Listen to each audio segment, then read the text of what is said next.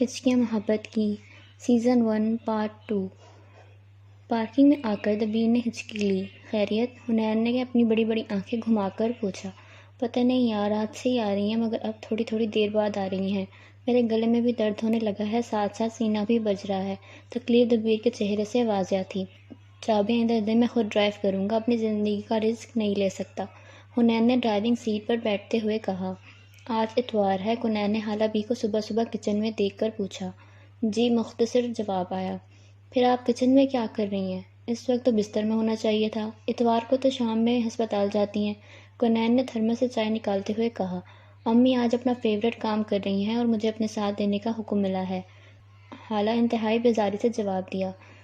اوہو، تو یہ بات ہے، کتنے لوگ ہیں؟ کب تک آئیں گے؟ لڑکا کیا کرتا ہے؟ حنین نے تجسس سے پوچھا۔ مجھے کیا پتا، بس حکم ملا ہے آج چھٹی کرو، گھر پر رہو اور بس۔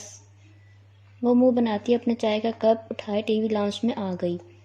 پیچھے پیچھے حنین بھی اس کے ساتھ لاؤنج میں آ گیا۔ اداس کیوں ہو؟ پتا، میں سوچتی ہوں تم لڑکے ٹھیک ہو۔ کیسے؟ کیوں؟ حنین نے چائے کا سیپ لیا۔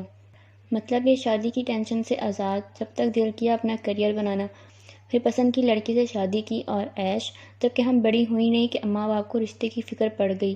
اب امی ابو کو دیکھ لو، ہر ویکینڈ پر کوئی نہ کوئی آ جاتا ہے، مجھے تو اپنا آپ شو پیس لگ رہا ہے۔ حالہ بہت دکھی تھی۔ اچھا چھوڑو، قانون قدرت ہے، تمہیں کب تک گھر رکھیں، اب تم کوئی رکھنے کی چیز ہو، خود سوچو، حنین نے بات مذاق میں ٹالی۔ حنین کے بچے؟ حالہ چلائی اور ایک بار پھر دونوں بہن بھائی کی نہ ختم ہونے والی لڑائی شروع۔ ریسٹورنٹ کی پارکنگ میں گاڑی رکی، دبیر کی ہچکیوں میں اضافہ ہوتا جا رہا تھا۔ یار، پھر کسی دن لنچ کریں گے، ابھی گھر چلتے ہیں، دبیر نے کہا۔ جی نہیں، مجھے ابھی بھوک لگی ہے، اندر چل شرافت سے، کھانے کے بعد تجھے کسی ڈاکٹر کو چیک کراتا ہوں، حنین نے قطعی لہجے میں کہا۔ کھانے کا آرڈر دے کر حنین نے پینٹ کی جیب سے موبائل نکالا۔ دریاب کی خبر لوں ذرا، گاؤں جا کر ہمیں بھول جاتا ہے، ساتھ ساتھ اس کا نمبر ڈائل کیا۔ 2-3 بار کال کرنے پر بھی فون اٹینڈ نہیں ہوا تو حنین کو غصہ آ گیا۔ پتہ نہیں اس پرینڈر نے کیا جادو کیا ہوا ہے دریاب پر، کتے کی طرح بے عزتی کرتی ہے پھر بھی بھاگا جاتا ہے۔ تکلیف کے باوجود دبیر مسکرانے لگا۔ آنے دے بچوں، دریاب کو بتاؤں گا، وہ تیرا علاج بالکل ٹھیک کرتا ہے، فی الحال تو تجھے علاج کی ضرورت ہے۔ حنین نے اپنی گول مٹول آنکھیں گھمائیں۔ اتنی دیر میں ویٹر نے کھانا ٹیبل پر لگا دیا۔ اتنا زیادہ کھانا؟ دبیر نے بمشکل بولا۔ مجھ سے تو ایک نوالا بھی نہیں کھایا جائے گا۔ تو تجھے کس نے کہا ہے کھانے کو؟ حنین نے سکون سے جواب دیتے ہوئے کھانا شروع کیا۔ یار، یہ تو سب کھا لے گا، اتنا آرڈر تو ہم تب کرتے ہیں جب دریاب ساتھ ہوتا ہے، دبیر نے احتجاج کیا۔ تو میں اپنے دوست کو مس کر رہا ہوں، اس کے حصے کا کھانا بھی نہیں کھا سکتا، حنین نے معصومیت سے جواب دیا۔ یہ کون سا نیا طریقہ ہے مس کرنے کا؟ دبیر اب ہچکیوں سے اکتا چکا تھا، اوپر سے حنین کی حرکتیں، وہ ضد چھوڑ رہا تھا۔ حنین نے شرافت سے دبیر کو دیکھا اور کہا۔ کم بخت، ہچکیاں رک ہی نہیں رہیں، نہ جانے کس کے دل میں اٹک گیا ہوں، یہ کیا بکواس ہے؟ دبیر کو بالکل شعر پسند نہیں آیا۔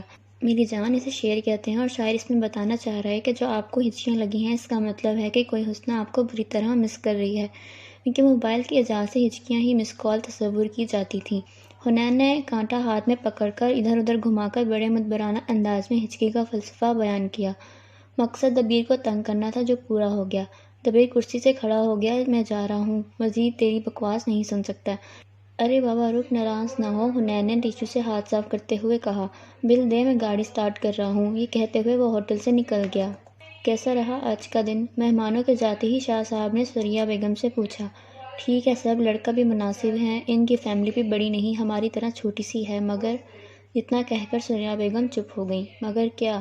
شاہ صاحب نے سریا بیگم کے چہرے پر اداسی کے تاثرات دیکھ کر پوچھا۔ شاہ صاحب، ہم سادات سید ہیں، کیا ہماری بیٹی کے نصیب میں سید نہیں؟ میرا دل کسی اور کاسٹ میں رشتہ کرنے کو نہیں مان رہا۔ تو یہ بات ہے، شاہ صاحب نے بیگم کو دیکھ کر کہا۔ اب اگر حالہ کے لیے کوئی سید زادے کا رشتہ نہیں آ رہا تو ہم کیا کریں، اللہ کی مرضی۔ میں پرانے زمانے کی طرح اتنی سی بات پر اپنی بیٹی کو گھر بٹھا کر نہیں رکھ سکتا، تھوڑی جان پین کر کے ہاں کر دیتے ہیں، آگے اللہ ہماری بیٹی کے نصیب اچھے کرے۔ بیگم سریا آمین کہہ کر کمرے سے باہر چلی گئیں، اور شاہ صاحب نے گہری سانس خارج کیا، کیونکہ ان کی بھی وہی خواہش تھی جو سریا بیگم کی تھی، مگر قدرت سے کون لڑ سکتا تھا۔ حنین نے ہسپتال کی ایمرجنسی کے پاس گاڑی روکی۔ چل اتر، دبیر کو دیکھتے ہوئے کہا۔ مگر یہاں؟ دبیر نے حیرانگی سے جواب دیا۔ یہاں نہیں تو اور کہاں جانا ہے؟ حنین نے اپنی گول مٹول آنکھیں گھما کر دبیر کو دیکھا۔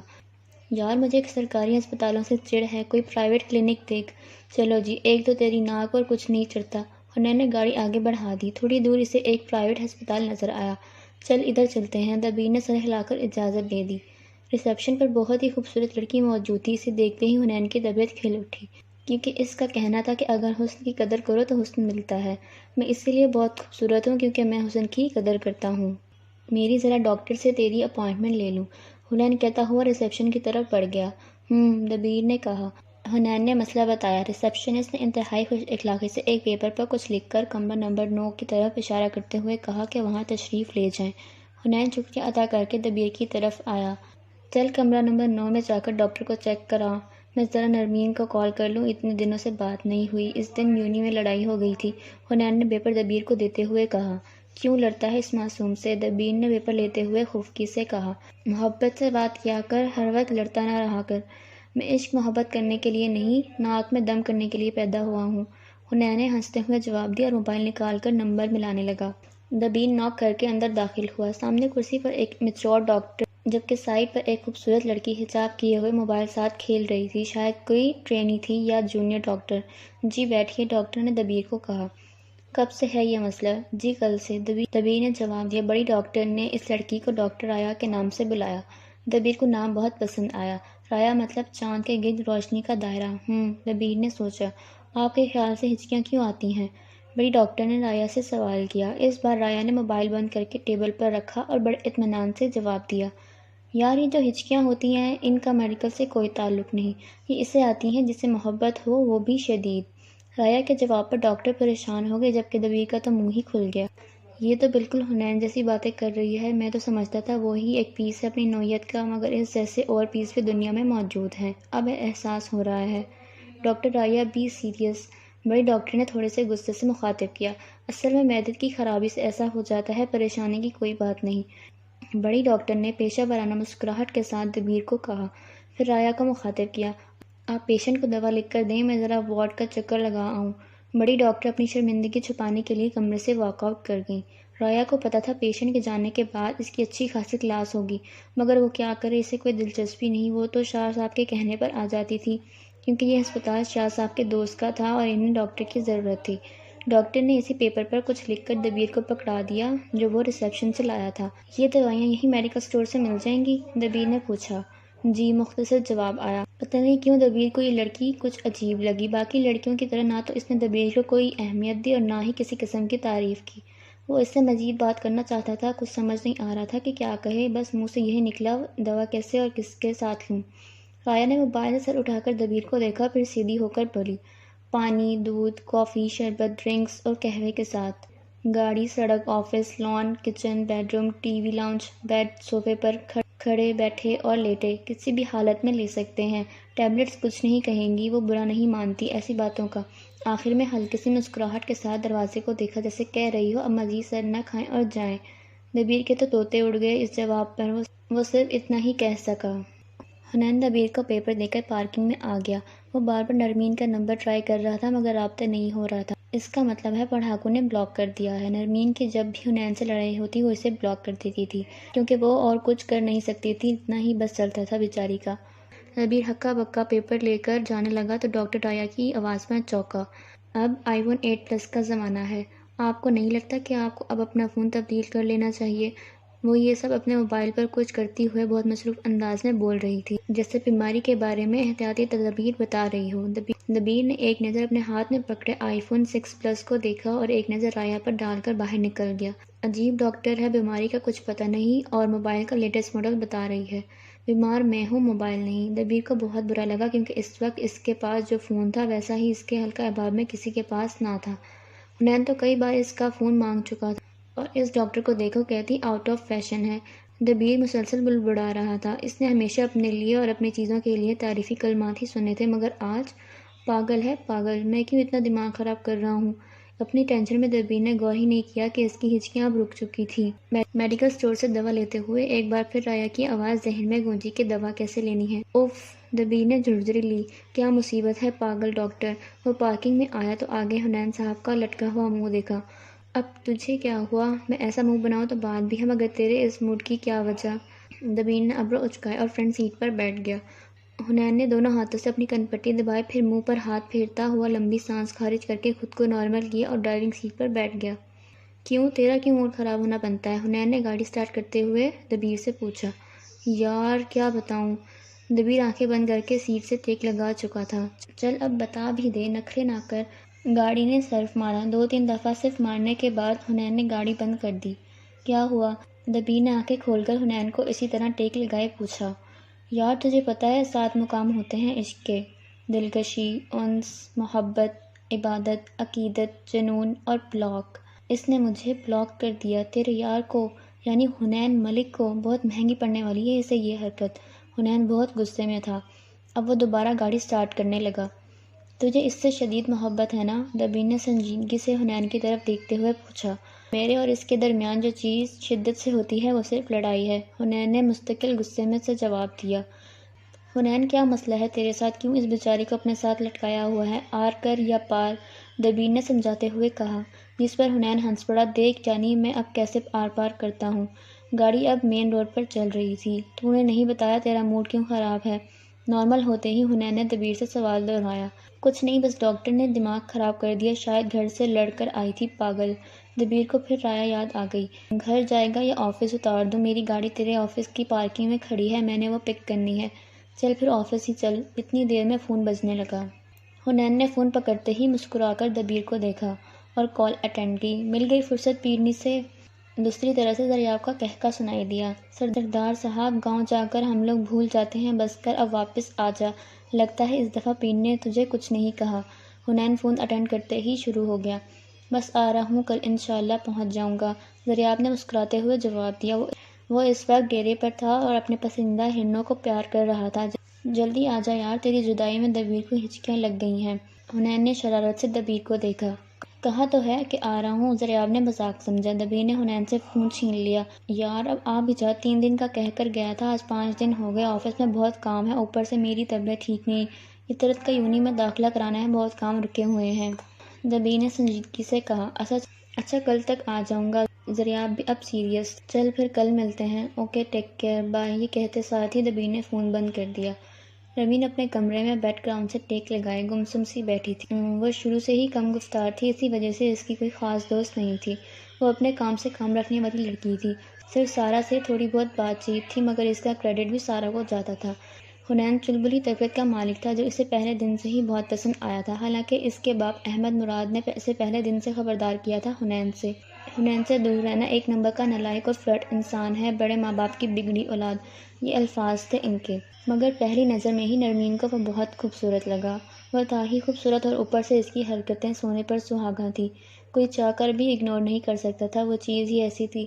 نرمین جب بھی حنین کو بلاک کرتی تھی، ساتھ ہی اس کی اپنی زندگی بھی بلیک اینڈ وائٹ ہو جاتی، نہ کسی کا میسج نہ کال آتی، اور وہ خود تو کسی کو کرتی نہیں تھی، حنین کے ہی میسیجز آتے، کبھی جوکس، کبھی شاعری، کبھی کچھ۔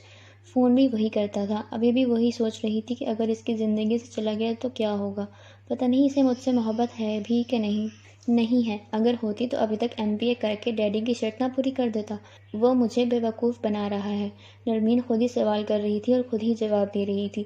جتنا پانی باہر کی بارش سے گر رہا تھا، اتنا ہی نرمین کی آنکھوں سے گر رہا تھا۔ جنوری کا مہینہ راولپنڈی میں بہت سرد ہوتا ہے اور آج سردی شدید تھی۔ دریاب نے فون بند کر کے سوچا کہ اب کیا کیا جائے۔ وہ مسلسل کچھ سوچ رہا تھا، ساتھ ساتھ ہرن کو پیار کر رہا تھا۔ اصل میں مسئلہ یہ تھا کہ پچھلے 2 دن سے وہ ارادہ کرتا شہر جانے کا، مگر رات میں سردار دلاور علی خان نہ مانتے، کیونکہ گاؤں کا راستہ بہت خراب تھا اور ان کے ساتھ والے گاؤں کے چودھریوں سے دشمنی بھی تھی، اور دن میں مہانور سے ملنا ناممکن تھا۔ عورتوں کی رش ہوتی تھی زنان خانے میں جو نور بی بی سے تعاوض لینے آتی تھیں۔ وہ مہانور سے ملے بغیر جانا نہیں چاہتا تھا۔ بس اسی دن رات کے چکر میں 2 دن گزر گئے، مگر اب دبیر سے بات کرنے کے بعد وہ سچ میں پریشان ہو گیا تھا کہ کیا کرے جس سے سانپ بھی مر جائے اور لاٹھی بھی نہ ٹوٹے۔ کچھ سوچتے ہوئے وہ مسکرانے لگا۔ پارو کرے گی مسئلہ حل۔ بوا دیکھو ابھی تک عطرت بی بی تیار ہوئی ہیں کہ نہیں؟ دبیر نے ڈائننگ ٹیبل پر بیٹھتے ہوئے کہا۔ جی صاحب دیکھتی ہوں۔ اوہو کتنی دفعہ کہا ہے بوا صاحب نہ کہا کرو، بیٹا ہوں آپ کا، صبح موڈ خراب کر دیا، دبیر نے مصنوعی خفگی سے کہا۔ ارے بیٹا ناراض کیوں ہوتے ہو، اللہ تمہیں خوش رکھے، ہم نوکروں کا مان رکھتے ہو، تمہیں چاند سی دلہن دے۔ کچن سے آتی عالیہ بیگم اور سیڑھیاں اترتی عطرت نے ایک ساتھ آمین کہا، جس پر دبیر مسکرا کر رہ گیا۔ عطرت نے ماں کو سلام کر کے بھائی کے ساتھ کرسی کھینچ کر بیٹھ گئی۔ اچھا تو ہماری گڑیا کا آج پہلا دن ہے یونی میں؟ بریڈ کھاتے ہوئے دبیر نے عطرت سے پوچھا۔ جی بھائی، اور آپ ہی مجھے یونی چھوڑیں گے اور واپسی پر آپ نے ہی لینے آنا ہے، عطرت نے لاڈ سے کہا۔ عالیہ بیگم کا پارا عطرت کی فرمائش پر ہائی ہوا۔ اسے کوئی کام نہیں ہے جو تمہاری یونی کے چکر لگاتا رہے؟ ڈرائیور ساتھ چلی جاؤ، وہی لے آئے گا۔ اماں بھی رہنے دیں، آج کل آفس زیادہ کام نہیں ہے، میں مینج کر لوں گا۔ چلو تم نے تو فرض بنا لیا ہے اپنا اس کی ہر خواہش پوری کرنا اور ماں کی نہ سننا۔ ثریا بیگم غصے سے اٹھ کھڑی ہوئی۔ کیا ہو گیا ہے صبح صبح؟ آپ کی باتیں بھی تو مانتا ہوں، کون سی خواہش ہے جو پوری نہیں کی؟ دبیر نے لاڈ سے ماں کو دوبارہ کرسی پر بٹھایا۔ عطرت بھی کھڑی ہو گئی اور ماں کے گرد اپنے بازو حائل کر کے بولی، جی بتائیں بھائی کو۔ جب بھی شادی کا کہتی ہوں مانتا نہیں ہے، ایک ہی خواہش ہے کہ اس کے سر پہ صحرا دیکھوں۔ کتنی لڑکیاں دیکھی، کوئی پسند نہیں آتی، کیا کروں میں؟ یہ کہہ کر عالیہ بیگم رونے لگی۔ عطرت نے بھائی کی طرف دیکھا جیسے کہہ رہی ہو، غلط ہو گیا صبح صبح، اب سنبھالیں۔ دبیر نے ٹیشو سے ہاتھ صاف کیا اور کرسی سے کھڑا ہو کر ماں کے قدموں میں گھٹنوں کے بل بیٹھ گیا۔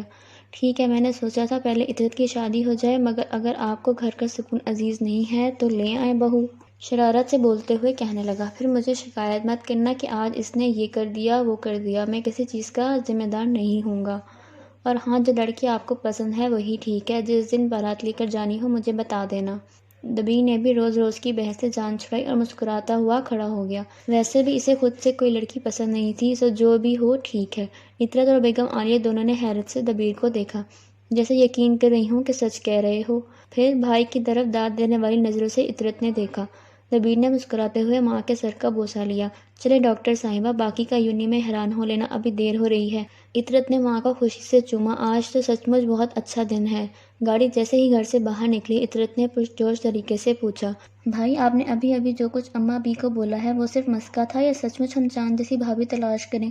بری بات عطرت، دبیر نے مصنوعی غصہ دکھایا۔ ایسے کہتے ہیں، میں نے اماں بی کو مسکا نہیں لگایا، سچ کہا ہے۔ اور ہاں، خیال سے یہ جو چاند جیسی بھابیاں ہوتی ہیں نا، وہ دن میں تارے بھی دکھاتی ہیں۔ اور ہنسنے لگ گیا، جبکہ عطرت نے منہ بنا لیا۔ تھوڑی دیر خوش نہ ہونے دینا۔ اچھا بابا، موڈ اچھا کرو اور میری بات غور سے سنو، دبیر نے سنجیدہ لہجے میں کہا۔ عطرت ناسمجھی سے بھائی کو دیکھنے لگی۔ میں نے تمہارے فون میں حنین اور زریاب کا نمبر سیو کر دیا ہے، اگر کبھی میرا نمبر نہ ملے تو ان میں سے کسی کا کال کر لینا۔ میڈیکل ڈپارٹمنٹ کے ساتھ ہی MBA ڈپارٹمنٹ ہے۔ یونی میں کسی بھی قسم کا کوئی بھی مسئلہ ہو تو حنین پاس چلی جانا، اوکے؟ عطرت نے ہاں میں سر ہلایا۔ چلو شاباش، اب اترو نیچے اور میں لینے آ جاؤں گا، پریشان نہ ہونا، دبیر نے یونی کی پارکنگ میں گاڑی روکتے ہوئے کہا۔ شکریہ، عطرت کہتی ہوئی جب تک یونی کا گیٹ کراس نہیں کر گئی دبیر وہیں کھڑا رہا۔ زریاب نے زنان خانے میں قدم رکھا اور کریم و خالہ کو بھیجا پارو کو بلانے کے لیے۔ تھوڑی دیر میں پارو آتی ہوئی نظر آئی۔ زریاب کھڑا ہو گیا اور مسکراتے ہوئے پارو کی طرف دیکھنے لگا۔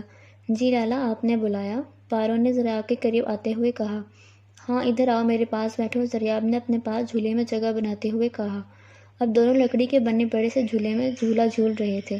پارو، میں آج شہر واپس جا رہا ہوں، اگر کچھ منوانا ہو تو بتا دو، میں اگلی دفعہ جب آؤں گا تو گڑیا کے لیے لیتا آؤں گا، زریاب نے بڑے پیار سے کہا۔ لالا مجھے ٹیبلٹ چاہیے، پارو نے ادھر ادھر دیکھتے ہوئے آہستہ آواز میں کہا۔ مگر تم کیا کرو گی اس کا؟ ابھی تم چھوٹی ہو، زریاب نے آنکھیں دکھائیں۔ وہ ہنسنے لگ گئی۔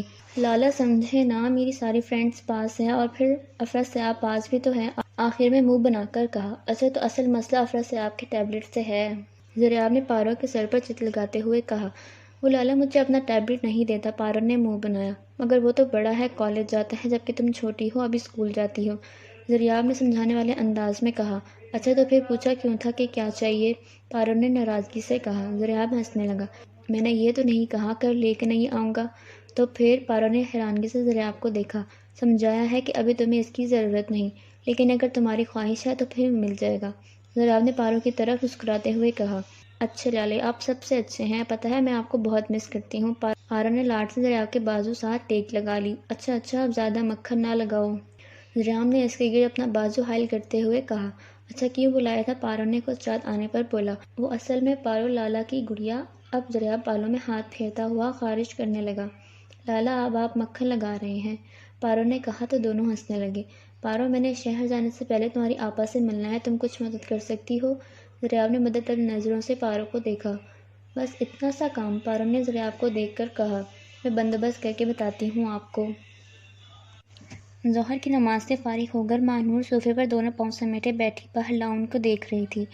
مرد عورت پر اتنا ظلم کیوں کرتا ہے؟ اس کے ذہن میں اب بھی گاؤں کی عورتوں کے مسائل گھوم رہے تھے۔ عورت نازک ہوتی ہے اور مرد سخت جان۔ اس کے باوجود عورت مرد کا تھپڑ بھی سہ لیتی ہے اور مرد اس کی اونچی آواز بھی برداشت نہیں کر سکتا۔ یہ کیا بات ہوئی؟ وہ اپنی سوچوں میں گم تھی جب دستک کی آواز پر چونکی۔ اس وقت کون ہو سکتا ہے؟ یہ وقت تو میرے آرام کا ہے، سب کو پتہ ہے، پھر بھی۔ اللہ خیر کرے، آ جاؤ۔ دریاب اندر آتے ہی اپنے مخصوص انداز میں کھڑا ہو گیا، مگر اس بار ہاتھ پیچھے باندھے ہوئے تھے۔ وہ جانے کے لیے بالکل تیار تھا، بس ایک نظر اسے دیکھنے آیا تھا، ہمیشہ کی طرح۔ تم ابھی تک گئے نہیں؟ اتنے دن ہو گئے تمہیں آئے ہوئے، میں تو سمجھی چلے گئے ہو۔ مانور کو اسے دیکھتے ہی حیرانگی ہوئی۔ آج تک تم سے ملے بغیر گیا ہوں، جو اب جاؤں گا، دریاب نے مسکرا کر جواب دیا۔ مجھے یہ منحوس شکل دکھانا ضروری ہے؟ مانور کو اس کی مسکراہٹ نے غصہ دلا دیا۔ نہیں، مگر مجھے یہ پیاری شکل دیکھنا ضروری ہے، فوراً جواب آیا۔ دریاب ایک بات کہوں، مانو گے؟ مانور نے قدرے نرم لہجے میں کہا۔ ہاں کیوں نہیں، بولو۔ دریاب نے فوراً حامی بھر لی۔ تم خودکشی کر لو، کمال صفاقت سے کہا گیا۔ کیا؟ دریاب کو اس فرمائش کی امید نہیں تھی، مگر خودکشی حرام ہے، گناہ ہے، اور میں کیوں کروں؟ دریاب نے بے بسی سے بولا۔ مانور اب کھڑی ہو گئی تھی، رخ بھی دریاب کی طرف تھا۔ جیسے ہی اس نے میرون کارپیٹ پر 2 قدم چلے، دریاب کی نظر اس کے پاؤں پر پڑی اور نظریں وہیں تھم گئیں۔ موتی جیسے سفید نرم ملائم پاؤں اتنے ہی وزن پڑنے پر گلابی ہو رہے تھے۔ حنین ہمیشہ پوچھتا تھا تجھے اس میں کیا چیز پسند ہے؟ دریاب نے سوچا، اگر حنین کو پتہ چل جائے کہ مجھے مانور کے پاؤں پسند ہے تو جو حشر وہ میرا کرے گا وہ میں حشر تک یاد رکھوں گا۔ اس کے ساتھ ہی چہرے پر مسکراہٹ آ گئی اور سماعتوں سے مانور کی آواز ٹکرائی۔ دھوکہ دینا بھی گناہ ہے، دوسروں کا حق مارنا بھی گناہ ہے، مگر تم یہ دونوں کام کرتے ہو، اس وقت ڈر نہیں لگتا اللہ سے؟ رہی بات کیوں خودکشی کروں، تو میری دعاؤں میں اثر نہیں ہے، اس لیے میں چاہتی ہوں تم خود ہی اپنے آپ کو مار لو۔ مانور کیا مسئلہ ہے تمہیں مجھ سے؟ 1000 دفعہ کا پوچھا ہوا سوال پھر پوچھا۔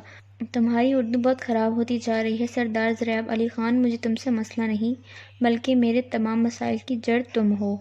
اب پھر مانور آپے سے باہر ہو رہی تھی۔ دریاب نے بحث کو ختم کرنا چاہا، ہمیشہ کی طرح۔ تایا سائی نے تمہارے لیے کچھ کتابیں منگوائی تھیں، یہ لے لو۔ اب وہ ہاتھ آگے کیے اسے کتابیں دے رہا تھا۔ مانور چلتے ہوئے اس کے بالکل قریب آ گئی، دونوں میں فاصلہ صرف ایک کتاب جتنا تھا۔ شفاف چہرہ، چمکتی آنکھیں، سفید دوپٹہ، اس کی پاکیزگی کی نشانی۔ مانور اس دنیا کی سب سے خوبصورت اور پاکیزہ لڑکی ہے، یا مجھے لگتی ہے۔ دریاب نے سوچا اور کتابیں اسے دے دیں۔ سانس خارج کر کے ان لمحوں کو ذہن میں نقش کرتے دریاب نے کہا، مانور میں واپس جا رہا ہوں۔ ابھی یہ لفظ پورے ادا بھی نہیں ہوئے تھے کہ مانور کی آواز آئی، اللہ کرے واپس نہ آؤ۔ ایک دکھ کا سایہ دریاب کے چہرے پر لہرایا اور پھر مسکرا دیا۔ مانور مجھے لگتا ہے جس دن تم نے مجھے دعا دی اس دن ضرور مر جاؤں گا، ایسے مرنے والا نہیں۔ چلتا ہوں، اپنا خیال رکھا کرو، پہلے سے بہت کمزور ہو گئی ہو، شاید اب دیر سے چکر لگے۔ اگر کوئی شخص آپ سے محبت کر ہی لے تو اس کو رلانے سے گریز کریں، کیونکہ اس کی آنکھوں سے آنسو نہیں قطرہ قطرہ کر کے آپ کی محبت بہہ جائے گی۔ اللہ حافظ کہتے ہوئے دریاب کمرے سے نکل گیا۔ حنین اپنے کمرے میں بیڈ گراؤنڈ سے ٹیک لگائے بیٹھا تھا۔ اچھا تو نرمین بیبی، اب تمہارے بھی پر نکل آئے ہیں۔ آج 15 دن ہو گئے ہیں، مگر تم نے مجھے ان بلاک نہیں کیا۔ وہ ایک ہاتھ سے موبائل پکڑے دوسرے ہاتھ کی ہتھیلی پر مسلسل گھما رہا تھا۔ اب تم مجھے تنگ کرو گی، مجھے یعنی حنین ملک کو، جبکہ تمہیں اچھی طرح معلوم ہے جو مجھے تنگ کرتا ہے وہ خود کتنا تنگ ہوتا ہے۔ ایسا ہے تو ایسا ہی صحیح۔ Wait and watch my dear, I am coming on my way, let's see what happens with you. Hunain سیڑھیاں اتر رہا تھا، ساتھ ساتھ مام مام کی آوازیں دے رہا تھا۔ غزالہ بیگم کچن سے باہر آئیں۔ کیا ہے؟ کیوں اتنا شور مچا رہے ہو؟ مام، میں ذرا آپ کی بہو کی خیریت پتہ کرنے جا رہا ہوں، شاید رات دیر ہو جائے، پریشان نہیں ہونا اور ڈیڈ کو نہیں بتانا۔ ماں کو دونوں بازو سے تھامے وہ آہستہ سے کہہ رہا تھا۔ کیا ہوا نرمین کو؟ غزالہ بیگم کو تشویش ہوئی۔ کچھ نہیں، بس سر پر چوٹ لگنے کی وجہ سے دماغ خراب ہو گیا ہے، حنین نے لاپرواہی سے کہا، اور شرارت آنکھوں سے واضح تھی۔ اللہ رحم کرے، کیسی لگی چوٹ؟ دوا لی اس نے؟ اتنی پیاری بچی ہے، نظر لگ گئی ہوگی، غزالہ بیگم نے پیار سے کہا۔ وہی تو پتہ کرنے جا رہا ہوں کہ کیسے لگی چوٹ۔ دوا بھی دے کر آؤں گا، اور نظر کی آپ بالکل فکر نہ کریں، ایسی اتاروں گا کہ آئندہ نہیں لگے گی۔ ماں کو آنکھ مارتے ہوئے جواب دیا۔ اپنی گاڑی کی چابی، موبائل اور والیٹ اٹھاتے گیراج کی طرف بڑھ گیا۔ ادھر دبیر کو خداحافظ کہتی یونین میں داخل ہوئی۔ وہ آج بہت خوش تھی۔ اس کے خوش ہونے کی 2 وجوہات تھیں، ایک اس کا خواب پورا ہو گیا تھا، یعنی وہ اب میڈیکل کی اسٹوڈنٹ ہے، دوسرا آج دبیر بھائی نے شادی کے لیے ہاں کر دی۔ وہ خوشی خوشی یونی میں پھر رہی تھی، لوگوں سے پوچھتی وہ میڈیکل ڈپارٹمنٹ پہنچی۔ آج اس کی پہلی کلاس تھی، وہ ٹائم پر ساری کلاسز اٹینڈ کر رہی تھی۔ 1 بجے وہ تمام کلاسز سے فری ہو کر جب اپنے بیگ میں سے موبائل نکالتے چل رہی تھی تو اچانک اس کی ٹکر کسی سے ہوئی اور موبائل زور سے دور زمین پر جا گرا۔ گرنے کی وجہ سے ٹوٹ گیا۔ آئی ایم سوری، میں ذرا جلدی میں تھی، مجھے پتہ نہیں چلا۔ Sorry again. حالہ جو اپنے دھیان میں جلدی یونی کے ایگزٹ ڈور کی طرف بڑھ رہی تھی، ٹکرانے کی وجہ سے رکی اور معذرت خواہ نظروں سے عطرت کو دیکھنے لگی اور اس کے موبائل کو جب اپنی زندگی کی آخری سانسیں لے رہا تھا۔ یہ اسمارٹ فون بھی بس نازک سے ہوتے ہیں، ہاتھ سے گرے نہیں کہ اللہ کو پیارے ہو گئے۔ حالہ نے موبائل کو اٹھا کر عطرت کو دیتے ہوئے کہا۔ کوئی بات نہیں، عطرت نے معذرت قبول کرتے ہوئے جواب دیا۔ ساتھ ہی وہ بہت محبت بھری نظروں سے حالہ کو دیکھ رہی تھی۔ آپ بہت پیاری ہیں۔ عطرت سے رہا نہ گیا تو آخر حالہ سے کہہ دیا۔ عطرت کی بات پر حالہ کھلکھلا کر ہنس پڑی۔ تم بھی بہت پیاری ہو گڑیا۔ جیسے ہی حالہ نے کہا، عطرت نے پوری آنکھیں کھول کر حالہ کو دیکھا۔ کیا ہوا؟ اس کی حیرت کو نوٹ کرتے ہوئے حالہ نے پوچھا۔ کچھ نہیں، وہ اصل میں مجھے میرے بھائی بھی گڑیا کہتے ہیں، عطرت نے وضاحت دی۔ اچھا، حالہ نے اس بات میں سر ہلایا۔ میرا نام سیدہ عطرت حسین ہے، میرا آج پہلا دن تھا یونی میں نے میڈیکل میں داخلہ لیا ہے۔ آپ بھی یہیں پڑھتی ہیں؟ کیا نام ہے آپ کا؟ عطرت نے اپنا تعارف کرواتے ہوئے حالہ سے پوچھا۔ نہیں یار، میں نے یہیں سے ڈاکٹری پاس کی ہے، اب تو ہاؤس جاب بھی مکمل ہونے والی ہے۔ میرا نام حالہ ہے، چھوٹا بھائی مجھے پیار سے حالہ بھی بولتا ہے، تم بھی چاہو تو بول سکتی ہو، حالہ نے مسکرا کر عطرت کو جواب دیا۔ اور ہاں، ہم لوگ بھی سید ہیں، بالکل سادات سید ہیں۔ تمہیں اگر کبھی بھی کسی بھی قسم کی پڑھائی میں ہیلپ چاہیے ہو تو مجھ سے رابطہ کر سکتی ہو۔ یونی کے ساتھ ہی جو ہسپتال ہے، میں وہاں ڈیوٹی دے رہی ہوں۔ بہت بہت شکریہ حالہ بھی، عطرت نے خوش دلی سے کہا۔ ادھر آؤ، گراؤنڈ میں بیٹھتے ہیں، میرا بھائی تھوڑی دیر میں آتا ہوگا، پھر میں گھر چلی جاؤں گی، تب تک باتیں کرتے ہیں۔ تم نے کس کے ساتھ جانا ہے؟ حالہ نے عطرت سے پوچھا۔ بھائی نے کہا تھا جب فری ہو تو کال کر دینا، لیکن میرا تو فون ٹوٹ گیا ہے، عطرت نے منہ بناتے ہوئے کہا۔ سوری یار، غلطی سے ہوا، حالہ پھر شرمندہ ہوئی۔ لیکن میں تمہاری مدد کر سکتی ہوں، اگر تمہیں اپنے بھائی کا فون نمبر یاد ہے تو کال کر لو، حالہ نے اپنا فون اس کی طرف بڑھاتے ہوئے کہا۔ عطرت نے موقع کو غنیمت جانا اور دبیر کو کال کرنے لگی، مگر بار بار بیل جانے کے باوجود جب کال اٹینڈ نہیں ہوئی تو اس نے رونے والی شکل بنا لی۔ میں اب گھر کیسے جاؤں گی؟ زریاب اور حنین کا نمبر اسے زبانی یاد نہ تھا اور وہ کبھی گھر سے اکیلے کہیں نکلی بھی نہیں تھی۔ حالہ کو وہ چھوٹی سی کوئی اسکول گرل لگی۔ پریشان نہ ہو، میرا بھائی ابھی آتا ہوگا، تم ہمارے ساتھ چلو، ہم تمہیں گھر ڈراپ کر دیں گے، عطرت نے حامی بھر لی۔ زریاب اس وقت بابا سائیں اور تایا سائیں سے گلے مل کر اپنی گاڑی میں بیٹھ رہا تھا۔ یہ افرا صاحب جیپ میں کیوں بیٹھا ہوا ہے؟ زریاب نے جیپ پر نظر ڈال کر پوچھا، جہاں افرا صاحب، شکاری کتوں اور 3 مسلح افراد ساتھ موجود تھا۔ پتر سائیں، جب تک تمہاری گاڑی گاؤں سے نکل نہیں جاتی یہ تمہاری نگرانی کریں گے۔ آج کل چودھریوں ساتھ پھر سے گڑبڑ چل رہی ہے، تایا سائیں نے جواب دیا۔ بس کر دیں یہ دشمنیاں اب، زریاب نے چڑھ کر کہا۔ اچھا اب تو جا اور پہنچ کر اطلاع کر دیں۔ اس کے ساتھ ہی گاڑی کو دروازہ بند کر دیا۔ دبیر آفس میں بیٹھا کافی دیر سے اپنے موبائل کو ٹیبل پر رکھ کر گھور رہا تھا۔ کیا مجھے اسے بدل لینا چاہیے؟ مگر کیوں؟